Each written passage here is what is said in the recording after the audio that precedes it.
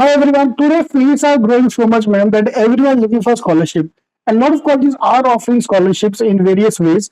You have a very innovative way of offering scholarship to students. So we'll talk about all these things. And we'll start with the introduction first, please. Okay. Hi, I am Professor Dr. Deepjani Banerjee with VBS Institute. I am the Dean Academics, Teaching Learning Excellence, and also International Relations. Great. So this international relations, you can say, is something that came to our mind. How about providing some betterment in the form of scholarship to them through this international connect? Great.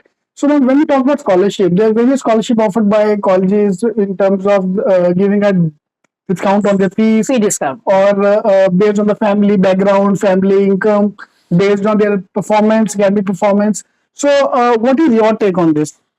See, what we decided when we wanted to structure this scholarship, previously we also used to give money. That was whatever was the score, based on that they used to get different slabs of scholarship.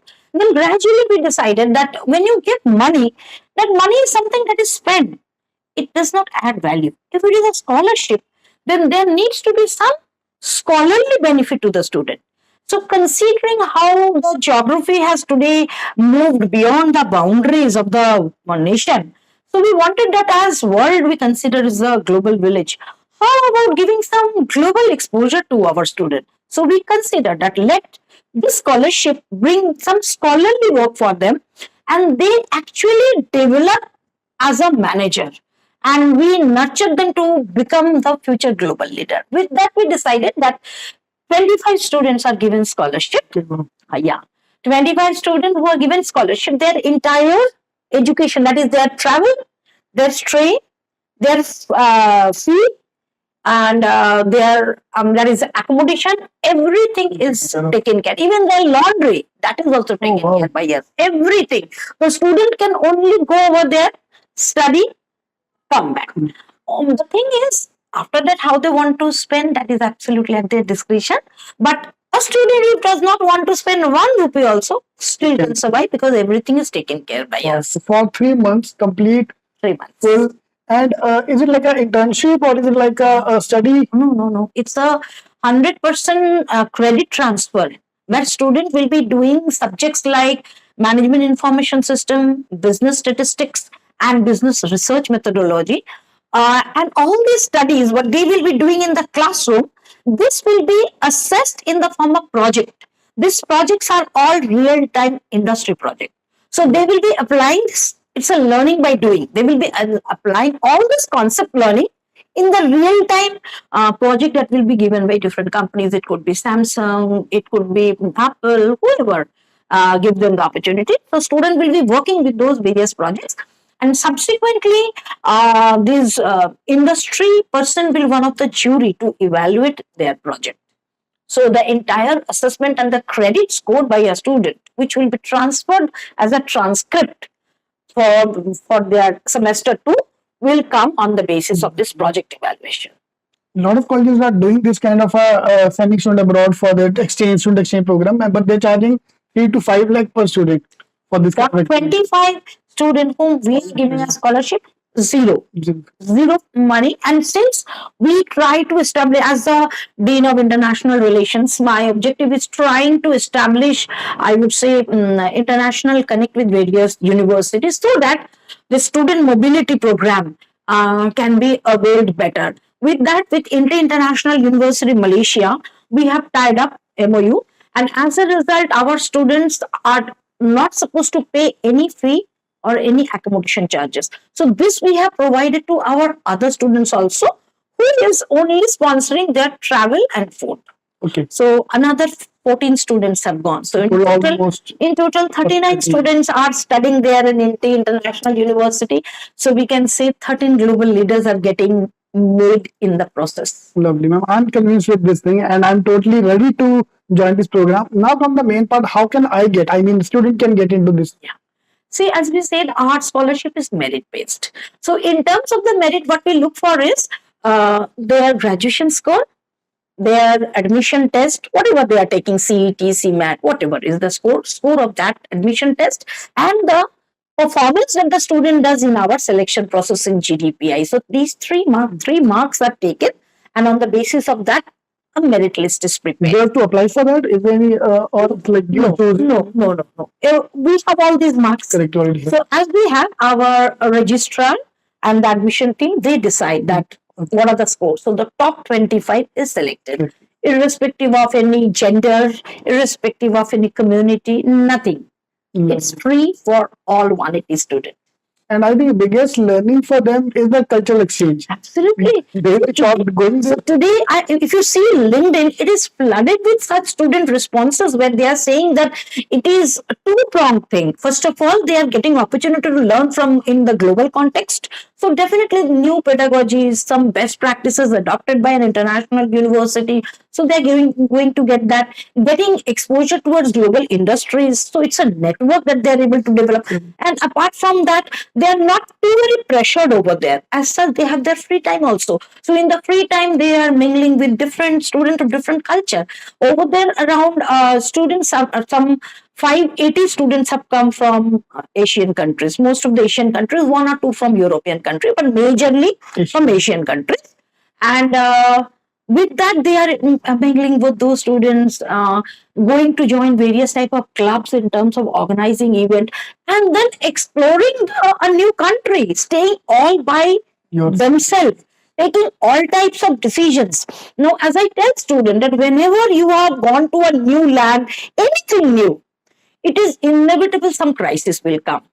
So this crisis actually enables them to break the cocoon and face the real world, because life is full of challenges. Some challenges are too tough, some challenges are manageable, but the best part is since they are all by themselves, they will learn how to handle it and then move ahead. True, very true, very true. Even if you go for holiday for 1 week, you learn a lot from. So much. See, diversity is something that adds and broadens your horizon.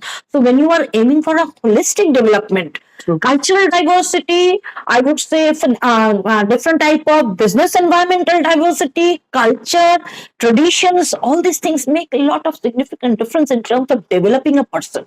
True.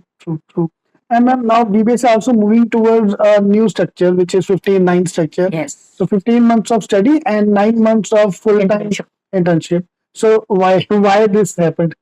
See, if you try to understand the new education, that is NEP, New Education Policy 2020, it is gradually getting injected in the system, and higher educations have all started adopting. This NEP speaks about skill development, and NEP speaks about multiple movement by a student in terms of their as they are capable of developing their skills and becoming more ready in terms of employability. Considering this, we thought from day zero, students should be ready to be absorbed by the industry, which is their final destination. Now, coming down to this 15 months program, as Dean Academics of Teaching Learning Excellence, my focus was how we can convert this as an excellence in terms of the outcome that the students can get. So with this, what we approach we want to adopt is the how our learning management system, LMS, which we use Google Classroom. So all the classroom material in terms of knowing the course, the outcome that they can attain, the type of reading material that they need to do in order to develop themselves, and I would say the PPTs, which is a very, I would say, old age concept, but still students feel that will means have something audio as well as visual impact for them to understand. So we are respecting that also. So because transition has to be little, I would say, gradual. If it is a metamorphic, it becomes difficult for anybody to accept. So with that, we will be uploading everything even before the course begins. So a student, a learner, can come prepared in the class, and the classroom will become the ground of simulation and actual preparation in terms of developing and in terms of knowing how they can implement something that they have learned. So simulation will be there, there will be certain role plays will be there. So in a layman's term, we can say that this will be, classroom will become like the additional cheese on the topping of the pizza, which will make it more enhanced in terms of flavor. So we want to use that. Then simultaneously, we want to have students where 30% of the courses will be imparted by industry professionals. So these industry professionals will be discussed to come prepared with certain live situations of those courses, of those sessions, which they have faced in their industry. Either they have faced and the outcome they have come, or some problem statement that they identify, and bring that in class. So they will be getting, the student will be getting 3 hours to know what has happened, either what is the outcome, or given a statement and identified what can be the outcome that they can suggest with. So it is continuously learning by doing. That is what we are aiming. And this 9 months, student will be going for internship in the industry. The objective is whatever they have learned through this 15 months theoretically and learning by doing, that they will be actually implementing in the shop floor, rather I would say industry context. So this will make them absolutely pro by the time the 12 months are over. And this particular internship, we are making it academic related. So it's not that there is a disconnect. There will be a faculty mentor allotted for few students or one company wise. So this faculty mentor will be coordinating with the industry mentor to know what is the development. There could be some hiccups, some challenges. Correct. What are the challenges? How to eliminate that? So there will be a continuous connect with the student. So there will be an observation by two, academic front as well as industry front, so that they strengthen in terms of their performance, and they are better employable and they have a better future. Thank you, ma'am. Thank you. Hopefully, more and more B school try these kind of strategies. We want to be the differentiator. I remember some 10 years back when people had not even thought of analytics being a very strong concept. That time we have initiated it. And today we are very keen that the students not only learn academic, that is theoretical academics of the domain. We have specialization in marketing, finance, operations, HR, BA. Those are there. But we have infused various certification. So we have SHRM for HR student. We have FinTech for finance student. We have NSC certification for finance student. We have NISM certification for finance student. We have green supply chain for supply chain student. We have digital marketing for marketing students. So for different type of specialization, we have additional certification. Now we are also thinking that as the student do various value-added courses, how we will be considering a transfer of credit for that also. Then they will start taking it more seriously. Our objective is not syllabus completion. Our objective is what is the employability score, which is the need of the hour. Right. Thank you, ma'am. Thank you very much for talking to us. My pleasure talking to you.